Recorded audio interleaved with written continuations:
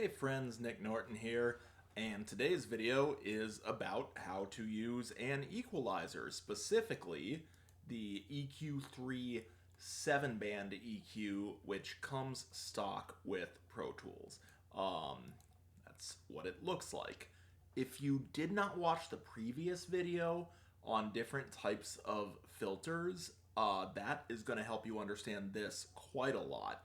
So I would suggest going back and watching that one before watching this one. All right, so equalizers. What is an equalizer? An equalizer is essentially a collection of filters in one module. We have a high pass filter here and a low pass filter here, and each of these is a bell-shaped filter, a notch, a bandpass, whatever you want to call it, with some options for each. And you know what? I'm going to put a new mod EQ on here, so we're starting fresh. So we do that by clicking here and going to plugin and going to EQ and picking EQ3 7-band. There. That's what it looks like when you first open it up. Each of these, I'm going to exaggerate things for a moment so you can see what they do. Let's just start with the mid-frequency one right here. Has a control for frequency, gain, and Q. I'm going to show you what those all are. And they also have this little blue button that says in. That means, do you want this module to be in the signal chain? So if I turn it off, see the little dot disappears there. If I turn it back on, the dot comes back. All right, so let's crank up the gain. We can see what that looks like. Gain, remember, is the change to the amount of signal that is coming through, measured in decibels. 6 decibels is twice as loud. The frequency determines what the center frequency, the center pitch of this curve is. So if I turn it up and down, you'll see that curve moving to the right and to the left. And finally, I'm going to option click this to reset it. That's alt click on a PC. That is a useful tip for everything in Pro Tools you can reset by option clicking. And finally, Q, this top control, determines how steep the frequency curve, the filter's curve is. If it's a very low Q, it has a very wide curve. It affects a lot of frequencies. If it has a very high Q, it becomes very narrow. You can also just click and drag on this particular EQ. Excuse me, had to swallow there. And that's a perfectly fine way to use it too. But I would suggest when you're starting to learn using, let's turn the Q up a little so we can, or down a little so it gets wider, so we have a little more action to work with here. I'm going to option click that. I'm going to option click this. 0 gain means no change. We should point out that negative gain means cutting out some of the sound. So there's negative 12 dB is negative amount of sound in the 1K region. So I'm going to demonstrate how you would use this on a couple of instruments. I'm just going to do drums and guitars in this video because it is a pretty infinitely deep topic, and it would be a 4-hour video to show you how to EQ every instrument and sound in existence. So I would suggest looking up, if you're new to this, either another video, say how to EQ a cello, or how to EQ a flute, or something like that, for whatever your purpose is. And I would also just suggest experimenting to see what you like. So we're going to start out with a drum set. Here's what a drum set sounds like.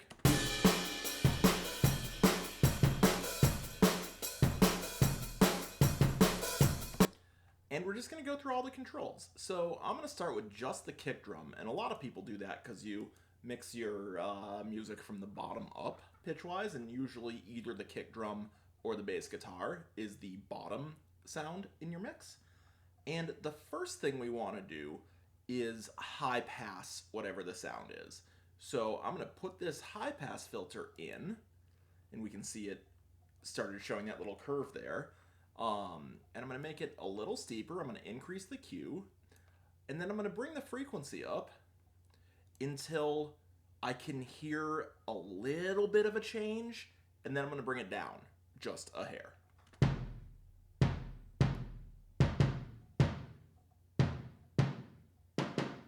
See, there's a big change. That's way more than we want.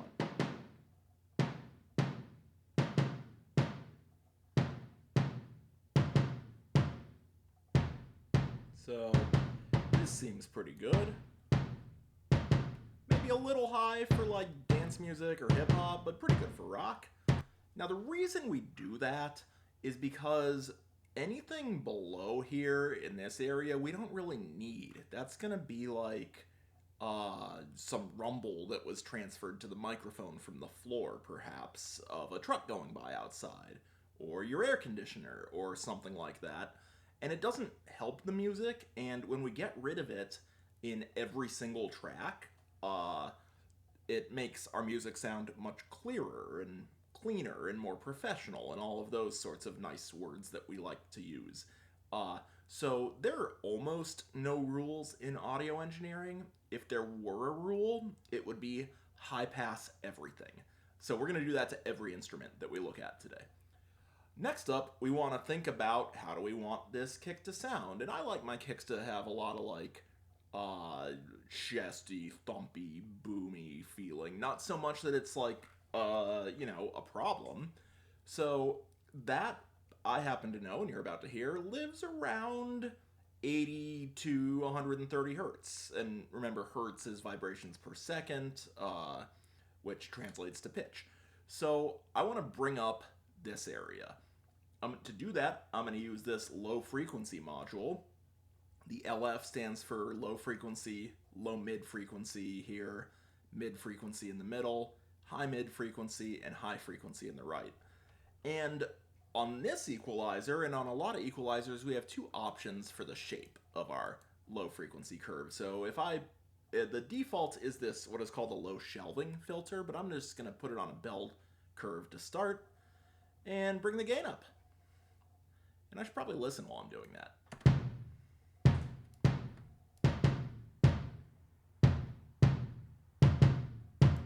We can even move this around a little to see where we like it. That's a little muddy sounding. That's not doing anything because it's below the area that's cut off. This seems pretty good, actually, just right around 100 hertz in this particular case. This is going to be different for every kick drum you ever record. So you got to use your ears to do this. The other filter option, a shelving filter, I'll actually show it on the high end here. This is still set to shelving. If I increase that, you can see it brings up everything above it, or takes out everything below it, but it doesn't cut it off here like a low pass would. So that's just a useful option. If I change it to a bell curve, you see it switches to the normal curve that we've been looking at. So let's bring this back to nothing and listen to our kick a little more. The other thing we want to think about is what we don't need. So I happen to know that kick drums don't really need anything around here, and if we take sonic energy out of this area, it leaves more space for other instruments to fill that in, like guitars or keyboards or voices or whatever does have a lot of sonic energy in this area. So let's use this guy, the mid frequency. I'm only going to use 3 EQ bands on this to do that. Let's pull this down a little. See, it actually becomes a little clearer even when I take that out.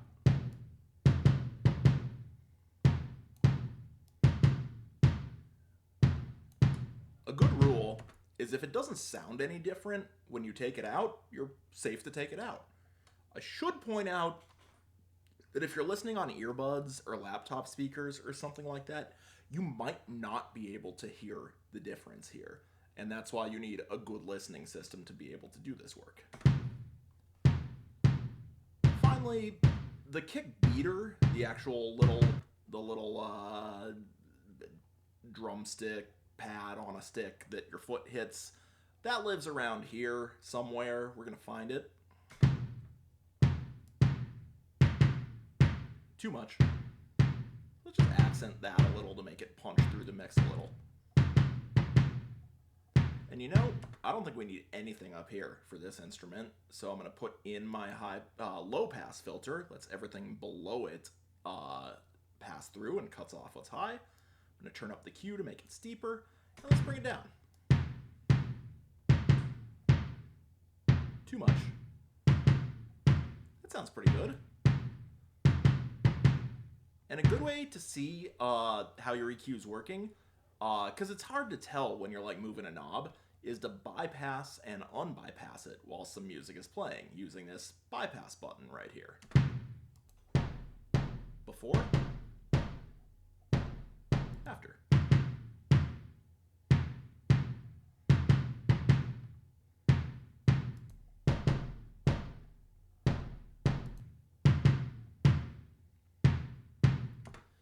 Now you can see this output meter is getting much hotter, coming closer to clipping and distorting than the input sound. That's because this knob right here, this node, excuse me, is way up at 6 dB. It makes it twice as loud. And I did that so that the sound would be really obvious if you're a beginner, but a lot of mixers say don't change things by more than 3 decibels, because then you really start to get into like sounding kind of cartoony. So let's just put this down here.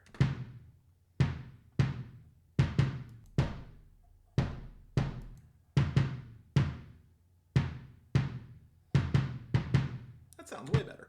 Now we're going to add the snare. I'm going to shift click on solo so that they're both soloed, and let's listen to them together.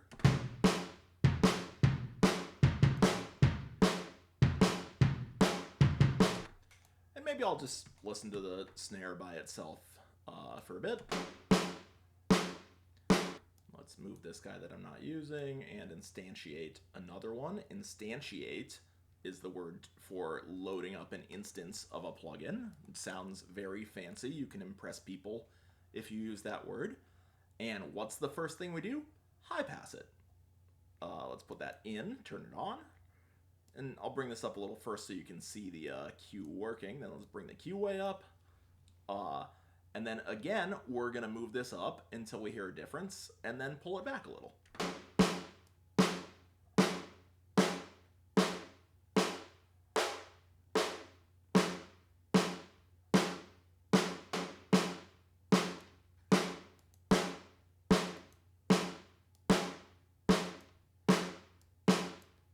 And again, it seems weird to do something that you can't hear the difference on, but when you do this to every track, you will hear a cumulative difference that can be pretty pronounced. All right, so I want this snare to be snappier, so I'm just going to add a bunch of high end for this example.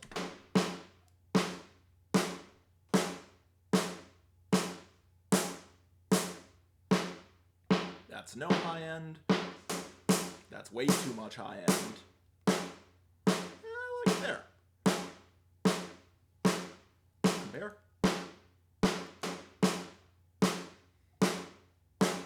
A little more. Let me bring this down a little.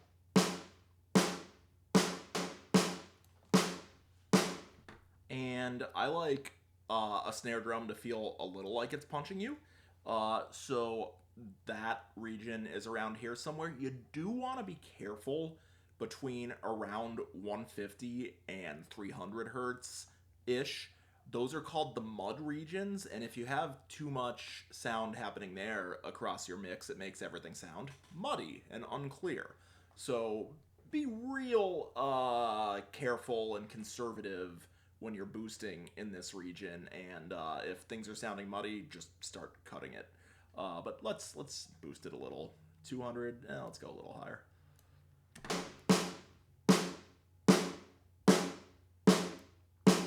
And I have a feeling I don't need anything around here.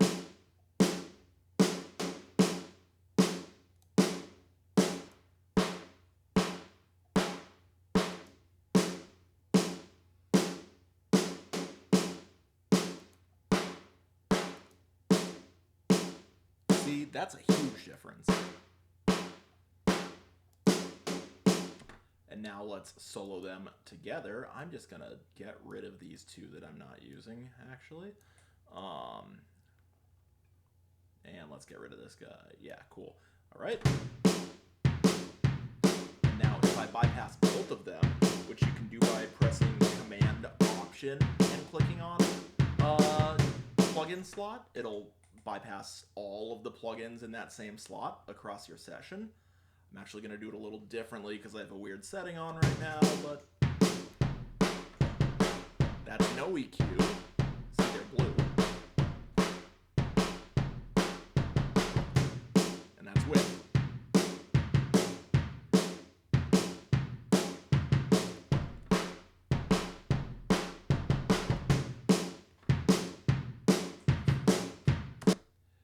Now we do the same thing to the cymbals. Let's throw an EQ on there. Now you might have noticed that this doesn't give you any visual information regarding the frequency content of your sound. There's no analyzer. A lot of EQs do have an analyzer. The stock Pro Tools one doesn't. That's kind of dumb, but it's what we have to live with in this piece of software. And I think that's actually okay for learning because it teaches you to rely on your ears. So again, gonna put the high pass filter in.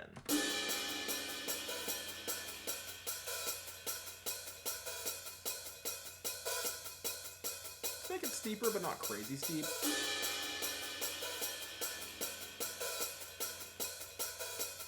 Cool. See, now if I take it up a little higher than I did on the previous one, so we can actually hear a little difference.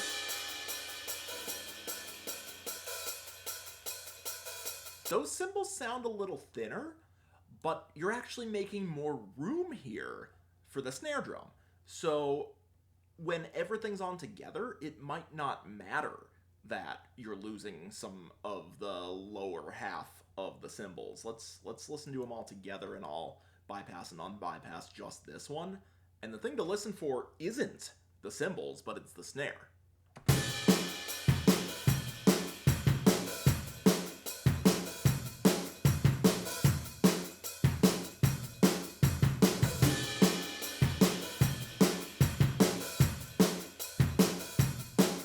That is pretty subtle. Honestly, for YouTube audio, you're not going to be able to hear that, I don't think. But I was able to hear it on my fancy speakers here. And if you have some nice headphones or some nice speakers, or, you know, if you're the final listener, everything you do here adds up to the final product. Lots of small changes is the thing about mixing. So the thing, again, just going to do it again, to listen for is that the snare sounds better when I take this part out of the cymbals.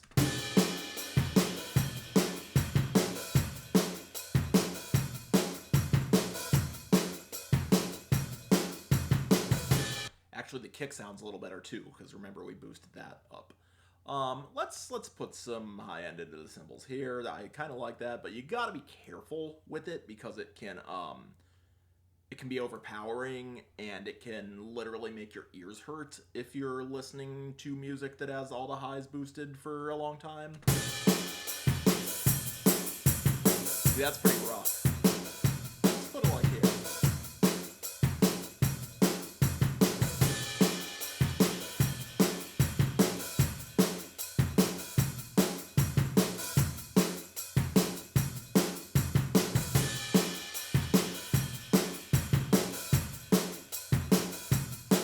Now, again, let's bypass all three while we listen.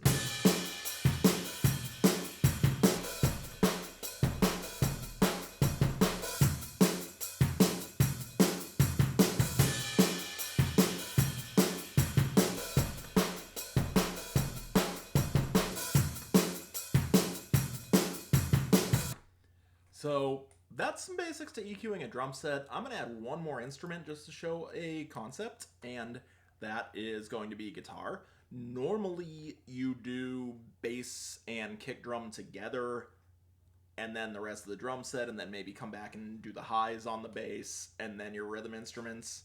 and then your voice. Some people do the voice first. Just you'll figure out what works for you. But let's add this rockin' guitar here. I'm gonna put it in the center.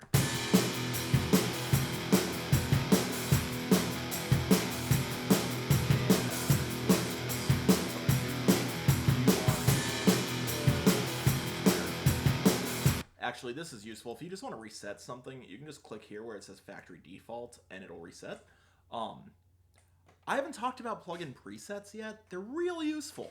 Under where it says presets, if you want to have a good place to start learning from, they have all these ones that some other engineer who presumably knows what they're doing has made. So, like, I don't know, we're on, what are we on? Electric guitar. We go there. We say, Titan. And when we unbypass it, someone has decided that this is a good idea and we can listen to it as a starting place and adjust it using our ears to make things better. Let's listen to just that, actually. That's kind of nice.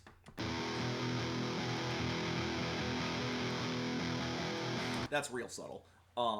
The thing I want to show about this, I'm going to put the hi-hats back on, is that sometimes when we want a different an instrument to shine, the thing to do is to cut from a different instrument. So, like, here's our hi-hat cymbals EQ, and we boosted the highs right here. I'd be willing to bet that if we take those same highs out of this guitar, the guitar won't sound too different, but the cymbals will sound better.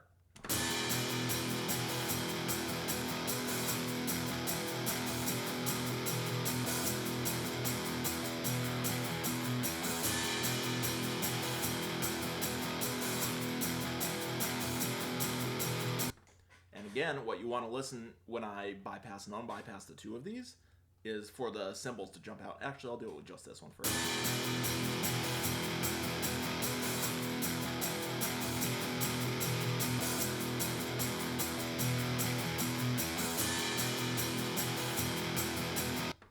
And let's just listen to these three tracks together. I'm holding shift to solo multiple things.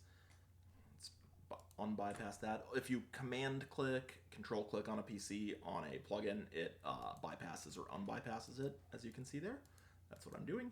So let's just listen to drums and guitar, just that guitar apparently, with the EQs on and off.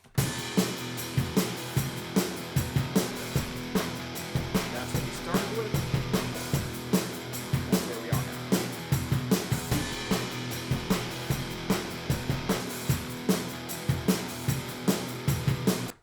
So that is a pretty useful tool. There are a lot of engineers who think that you can accomplish a good mix with just EQ and, you know, some properly recording the instruments, like placing the mics in the right place. And that's a really good exercise.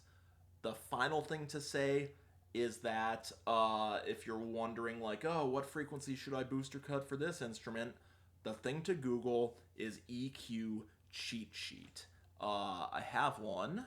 Let me pull it up. How do I get there? That's the wrong place. Sorry.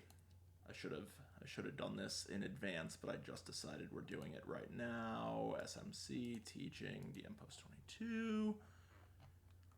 Now, did I really not do this? You know what? We're just gonna Google it together. Cool. Let's hide that. EQ cheat sheet. And let's just images it. And this is a good one.